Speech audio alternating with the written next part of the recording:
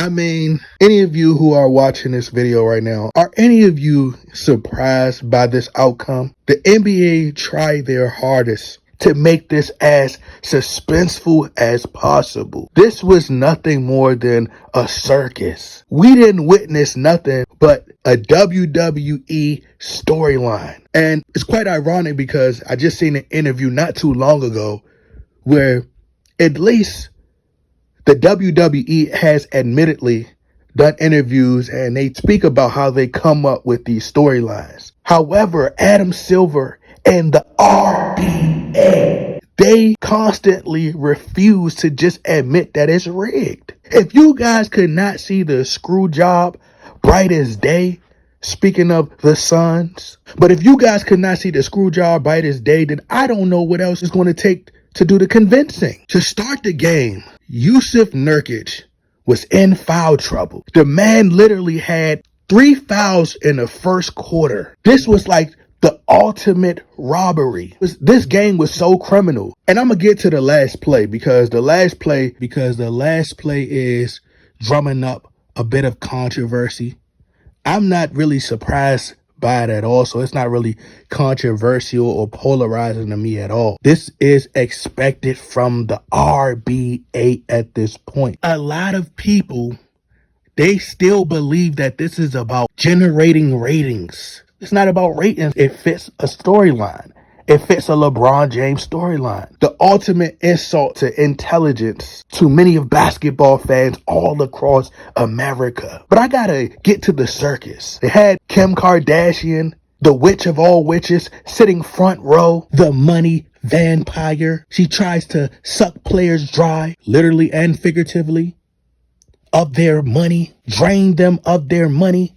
They had Rui Hachimura. They had Rui Hibachi wearing a Batman mask. It's like we was pretty much watching a Marvel comic book in motion. This is nothing more than sports theater. Yusuf Nurkic in foul trouble. In the first half, the Phoenix Suns was turning the ball over so much. I mean, goodness gracious.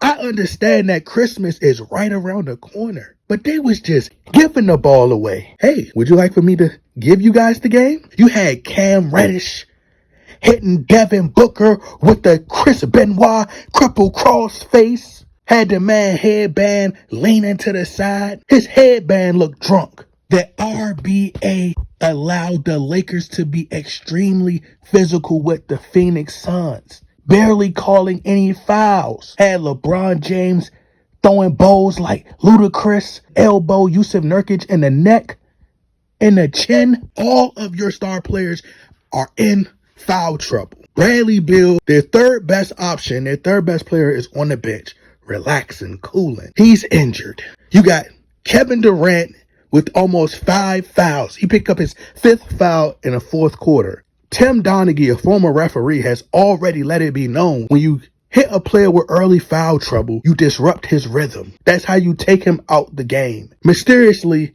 Devin Booker and Kevin Durant were in foul trouble. Yusuf Nurkic is the Suns' big man. He's the rim protector. So they had to make sure that he got in foul trouble early so they could take him out the game and it'll make it an easier path to the rim. LeBron James never got tired, not once. We didn't see him gasping for air. We didn't see him tired or nothing. This man had all the energy in the world.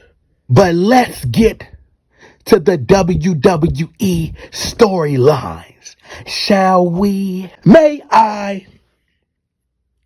You had LeBron James and the Los Angeles Lakers 3 years later from the bubble tournament, which that's all it really was, is a tournament inside of a bubble. 3 years removed from the bubble tournament, which featured LeBron James, Anthony Davis, their former coach Frank Vogel, and David Fizdale. So LeBron James and the Los Angeles Lakers, who was once coached by Frank Vogel and David Fizdale, are now facing the Phoenix Suns in the quarterfinals. And what do you know? Anthony Davis has now advanced and will be playing his former team and the New Orleans Pelicans in the next round. I mean, could you write a better script, ladies and gentlemen? My niece could have wrote this script 11, 12 years old? You would have thought that the Phoenix Suns had grease on their hands the way they was just letting the ball slip away. They just gave the Lakers the game, just cheating right in front of the masses. But they made it as competitive as possible to keep you drawn in. So you really think that all these people just tuned in tonight, the same people that tuned in tonight would have been the same people that normally tune in to nationally televised games? This is why the NBA is over. It's done. Rest in peace to the league. I knew that they were trying to give the game to the Los Angeles Lakers. I was waiting for them to show us the rig. And here it goes. One of the last plays of the game. They inbound the ball to Austin Reeves. Austin Reeves fumbled the ball, doesn't have possession. LeBron James calls a timeout and he doesn't even have possession. The corruption. It's rigged. But we knew that the fix was in. The in-season tournament, they're going to make it matter. And I know a lot of NBA players, maybe the elite premier players, maybe a Steph Curry, Kawhi Leonard, Paul George, Nikola Jokic, Joel Embiid, all the other great players, Jimmy Butler, so on and so forth. A lot of them, they're really not too moved by this in-season tournament. But the media and the bronsexuals are going to make the NBA Cup trophy in the in-season tournament. They're going to make the trophy more coveted than the finals trophy. They're going to keep LeBron James around for quite some time.